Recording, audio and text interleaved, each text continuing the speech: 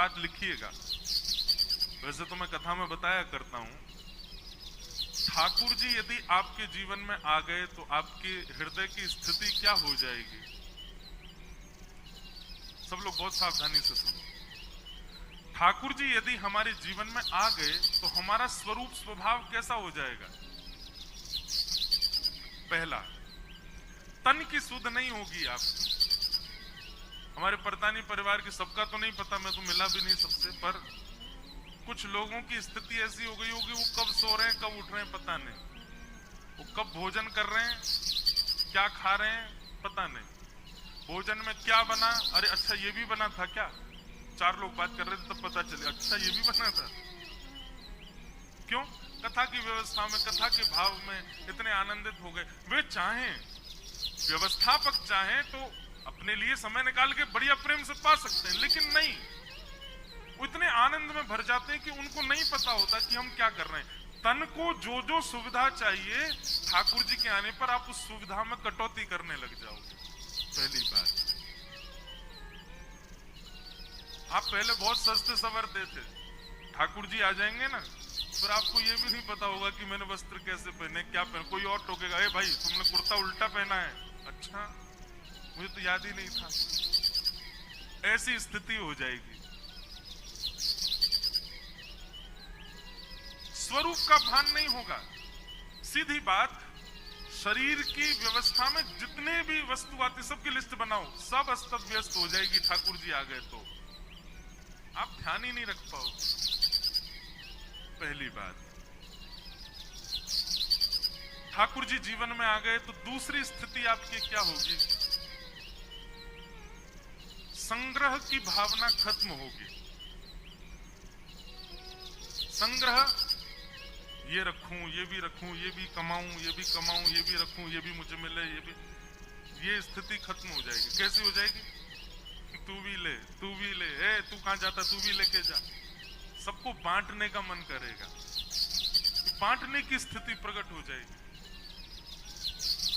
कोई कहेगा 1 दोगे आप 5, ये ठाकुर जी के आने पर होगा, लुटवा देंगे सब कचू।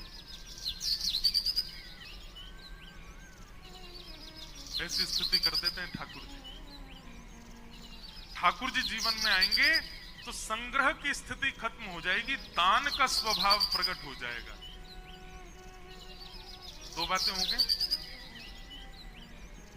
ठाकुर जी जीवन में आएंगे तो तीसरी स्थिति क्या होगी, इतना भाव आ जाएगा मन में कि कोई इतना भी आपसे कह देगा ना, मैं तो आ रहा था, बहुत जोर से धूप लग रही थी, अब छतरी थी नहीं तो धूप में ही चलता हुआ आ गया। अब उसने सामान्य बात की पर आपके नेत्रों से आंसू गिरने लगेंगे, इतनी दया हृदय में उमड़ने लग जाएगी।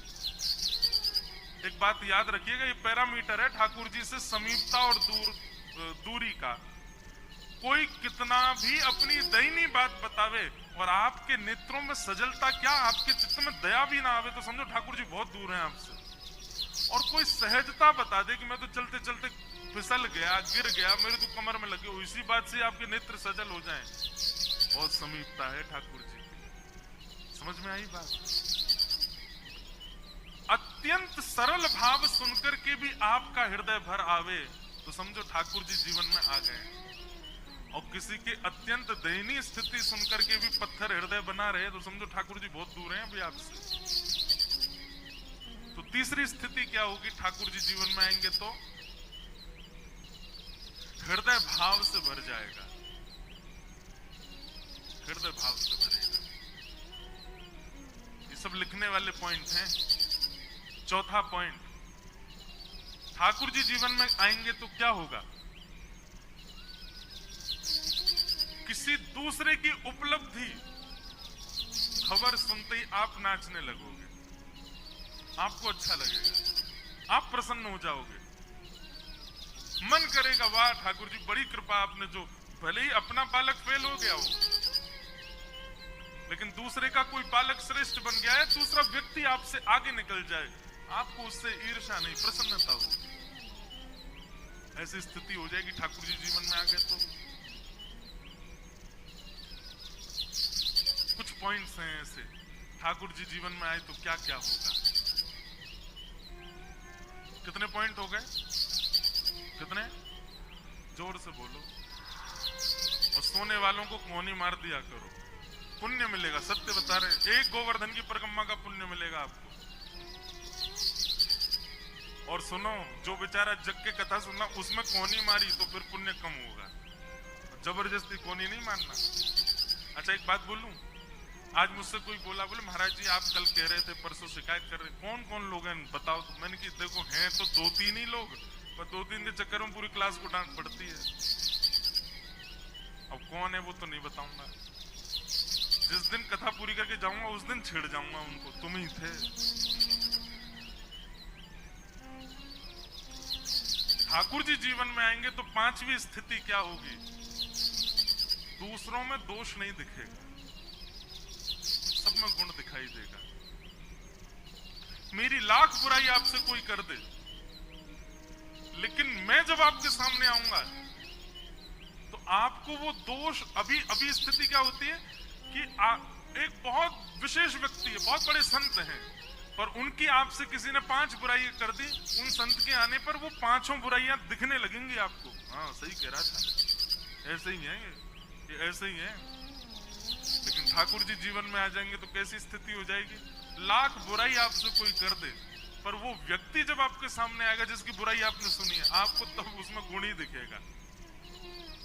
आप उस व्यक्ति से कहोगे जो दोष बता रहा, भाई तू इतने दोष बता रहा था पर मुझे तो वो अच्छा ही लगा। तुझे तो सभी अच्छे लगते हैं। सब अच्छे लगने लग जाएं, सब गुणवान लगने लग जाएं। ठाकुर जी के आगमन का एक सूचक है, एक द्योतक है। यही स्थिति हो गई है नंद बाबा की, यही स्थिति हो गई है यशोदा मैया की। अरे यशोदा मैया पूतना जैसी अनजान को भी लाला पकड़ा दे रही है अपना। कोई अनजान को अपना बालक देता है क्या? और वो बालक भी ऐसा नहीं कि 5-6 बालक हों, 80 वर्ष बाद इतनी मेहनत करके, इतनी देवताओं को मना करके, इतने नंद बाबा और यशोदा मैया ने तीर्थों में जा करके कितने देवताओं के सर टेके, तब जाकर के लाला भयो। और वो 6 दिन के हुए हैं और एक अनजान सामने आ गई है पूतना, भले ही कितनी भी सुंदर हो, यशोदा मैया ने पकड़ा दिया। इसका मतलब क्या है? ठाकुर जी जीवन में आए हैं इसलिए ऐसी स्थिति होगी यशोदा मैया की। सब गुणवान दिखने लगते हैं। वैसे एक बात कहूं, ठाकुर जी जीवन में आ गए तो 6वां पॉइंट लिख लेना, सबसे विशेष है।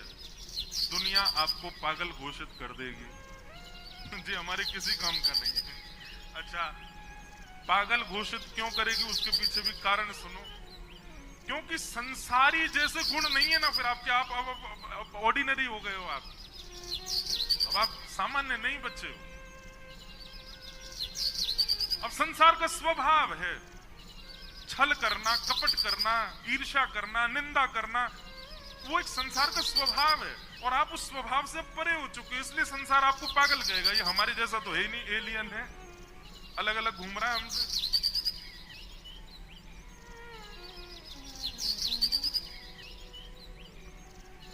मीराबाई से एक मनचले व्यक्ति ने कहा कि आप संतों की आज्ञा मानती हैं? मीराबाई बोली हाँ। एक संत ने मुझे आज्ञा की है, क्या? कि आप मेरे साथ सो जाओ। अब मीराबाई परम वैष्णवी हैं। मीराबाई कहती हैं आपको किसी संत ने आज्ञा की? बोले हाँ। ठीक है, संत की आज्ञा है तो मैं स्वीकार करती हूँ। कैसे? हजारों भजनानंदी संत बैठे थे, बोले इन्हीं के बीच में ही विराजो मेरे पास, सबके बीच में विराजो। जब संतों की आज्ञा है तो फिर संतों को भी कोई भाव नहीं आएगा ना। उस व्यक्ति का हाथ पांव कांपने लगे, चरणों में गिर गया, कान पकड़ दिए, क्षमा कर दो मुझे। मैंने तो आपको ऐसे ही भाव से देखा, पर आपका भाव तो बहुत उच्च हो चुका है। वैष्णव होना बहुत बहुत बहुत उच्च प्रकार की बुद्धि का प्राप्त हो जाना है। फिर संसार जैसे लक्षण नहीं रहेंगे आप में। ठाकुर जी जीवन में आ जाएंगे, आप वैष्णव हो जाओगे तो संसार के आचार विचार व्यवहार जैसा भाव नहीं रहेगा आपका, आप उससे परे हो जाओगे। अच्छा इसमें कई लोगों को ऐसा लग सकता है कि ठाकुर जी के जीवन में आने के बाद हम क्या बिल्कुल वैसे हो जाएंगे, मतलब क्या बोले उसको, चतुर का उल्टा क्या होता है, भोला। क्या हम बिल्कुल भोले भाले हो जाएंगे, मतलब हमारे साथ कोई कुछ भी कर जाए? नहीं, अत्यंत विवेकी और हो जाओगे आप। आपको पता चल जाएगा व्यक्ति के केवल राम कृष्ण हरि, ये 3 शब्द उसने आपसे बोले, उसके स्वर से, उसके शब्द से ही आप पता कर लोगे कि इसके मन में विचार जो है वो उचित नहीं है। और कोई व्यक्ति संसारी बात करेगा तो भी आपको पता चल जाएगा कि ये व्यक्ति परम वैष्णव है। इतना विवेक प्रदान करता है ठाकुर जी का सत्संग। और ये बात मैं नहीं कह रहा हूं, शास्त्र क्या करते हैं। जाढ्यम धियो हरति सिंचति वाचि सत्यम, मानोन्नति दिशतु पापम पाकरोति, लक्ष्मी तनोति वितनोति च दिक्षु कीर्ति, सत्संगति कतय किम न करोति पुंसा। सत्संग सब प्रदान करता, हित की और अपने चित्त की, चित्त माने मन की सब बातें ठाकुर जी से करो। अगली बार आप ब्रजमंडल जाओ तो गिरिराज जी जाना, और गिरिराज जी की तलेटी में चुपचाप बैठ जाना, कोई होना नहीं चाहिए आसपास, और तब गिरिराज जी से बैठ के बातें करो, चर्चा सुनाओ। अच्छा, ये सब बातें हम आपको पहले ही बता चुके हैं कि आप पागल घोषित कर दिए जाओगे, पर उससे आपको परवाह नहीं होनी चाहिए। आपका एकांतिक भाव ये रखो, ठाकुर जी से चर्चा करो। मैं एक बार कथा में बता रहा था, एक बार मैं और हमारे लाल जी विदेश जा रहे थे, अकेले दोनों हवाई जहाज में। रात्रि में सब सो गए। और विदेश यात्रा, मुझे पता विदेश प्रिय नहीं, पर मुझे ये प्रिय कि मैं और लाल जी अकेले रहते हैं वहां पे, कोई छेड़ने वाला नहीं। वहां उठाना भी मुझे, सुलाना भी मुझे। यहाँ तो इतने लोग रहते, सब करते सेवा, और वहां लाल जी और हम बस, और कोई नहीं। तुम लाल जी से बोले, मैं लाल जी रात हो रही है, सब अंग्रेज बैठे हैं हवाई जहाज में, कोई आपको जानता भी नहीं, कोई मुझे भी नहीं जानता,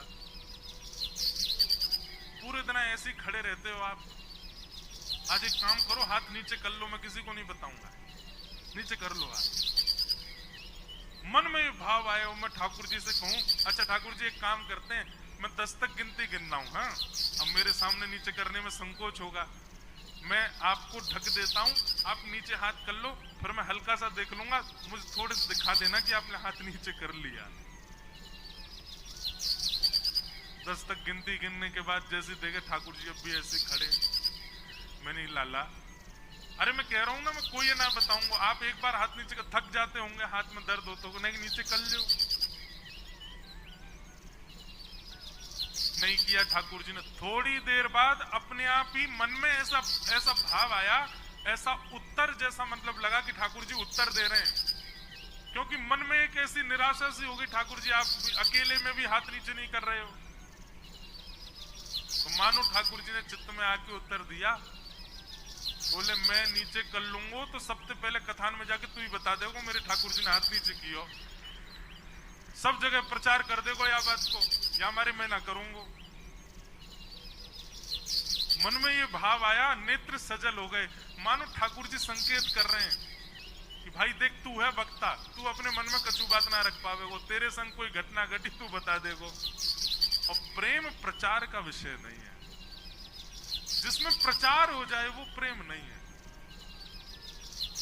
प्रेम प्रकाश का विषय नहीं है, प्रेम प्रचार का विषय नहीं, प्रेम तो गोपनीय रखा जाता है। इसीलिए हम सबके ठाकुर जी, हम इतनी सेवा करते हैं, फिर भी हमारे ठाकुर जी ऐसे लड्डू गोपाल यूं ही बैठे रहते हैं बेचारे, 3 व्हीलर ठाकुर जी। मैंने उनका नाम धरा 3 व्हीलर, एक हाथ और 2 घुटने, एक सपोर्ट तो है ही नहीं ना नीचे, ऐसे बैठे रहते हैं हमारे आपके प्रेम के लिए। तो रसिक प्रीतम हित चित्त की बातें श्री गिरधारी जी सो कहिए, तलेटी गोवर्धन की रही।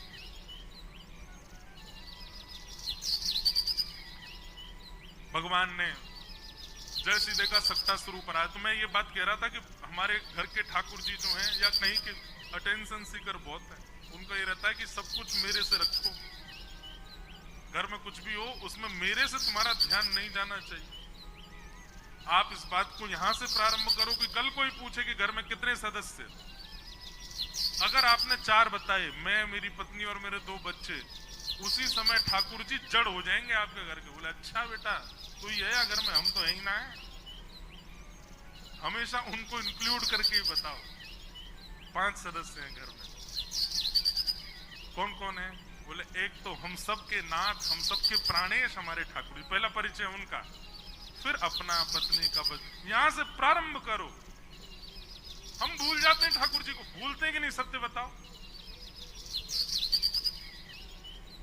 यहीं से प्रारंभ करो। अब कोई भी पूछे घर में कितने लोग रहते हैं तो ठाकुर जी सहित अपना अंक बताओ और सबसे पहला परिचय ठाकुर जी का दो। तब ठाकुर जी कहेंगे हाँ भैया ये मुकु माने, ये मुकु जाने, ये मुकु स्वीकार करके बैठो है।